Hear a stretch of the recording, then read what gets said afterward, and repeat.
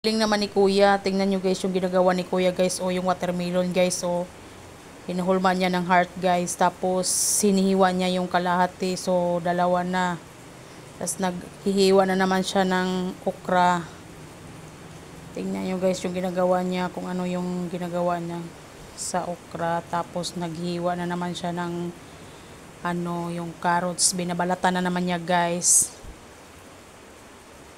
Tingnan guys yung ginagawa ni Kuya. Tapos yung carrots guys, ginawa niya yung bulaklak guys.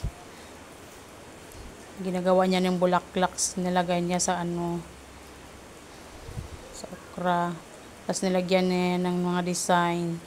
Diba? Ito na yung finished product niya. Tapos naghihiwa na naman siya ng apple. Tapos tinutusok niya. Tapos ito na yung